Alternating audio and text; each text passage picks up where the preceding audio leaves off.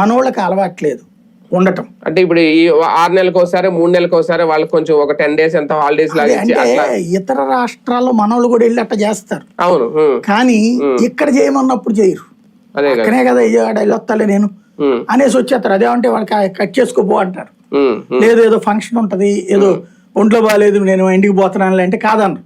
ఇప్పుడు అదే బీహార్ పోయారు అనుకో మనోళ్ళు, ఆ నుంచి ఇక్కడికి రాలేదు. మాకు గోదావరి జిల్లాలో ఏదైనా ఒక అపార్ట్మెంట్ లాంటిది కట్టామనుకో సార్, శ్రీకాకుళం విజయనగరం నుంచి వచ్చేస్తారు ఫ్యామిలీ, అక్కడే ఒక పొలాలు పోయి ఎన్ని పెట్టుకుని అక్కడే గుడిసి వేసుకొని ఆ బిల్డింగ్ అయ్యే వరకు ఉండి వెళ్తారు. అట్లాగా ఉంటారు. అట్లాగే ఇది ఒక కన్స్ట్రక్షన్ చేయడం అట్లా చేస్తే మనకు పక్క రాష్ట్రాలను తీసుకొచ్చే అవకాశం ఉండదు కదా అనేది. ఇక్కడ నేను అనేది వీళ్ళందరూ కూడా బడా బడా కాంట్రాక్టర్లు, వాళ్ళు సబ్ కాంట్రాక్టర్కి ఇస్తున్నారు. వాళ్ళు ఎంతసేపటికి కూడా ఈ అమౌంట్ లెక్కేసుకుంటున్నారు. ఈ గ్యాప్ రావడం వలన రేపు పొద్దున్న రేటు పెరుగుతుంది. కానీ ప్రభుత్వం అడిగి మళ్ళీ తీసుకోవచ్చులే మనం ధైర్యం.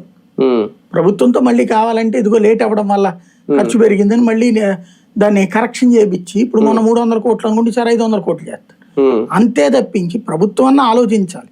ఇప్పుడు మీరు చెప్పిన శ్రీకాకుళం విజయనగరం నుంచి తీసుకొచ్చి ఉంటే సరిపోయేదిగా, ఎందుకు తేలేదు? చాలా మంది ఉంటారు. అలాగే కరీంనగర్ నిజామాబాద్ నుంచి కూడా తెచ్చుకోవచ్చు. మనం మొన్న కూడా రాయలసీమ ప్రాంతాల నుంచి బెంగళూరు పోయారు, కర్ణాటక పోతున్నారు. ఇప్పటికి కూడా అనంతపురం నుంచి కూడా చాలా మంది రాయలసీమ ప్రాంతాలన్నిటి నుంచి వెళ్తున్నారు.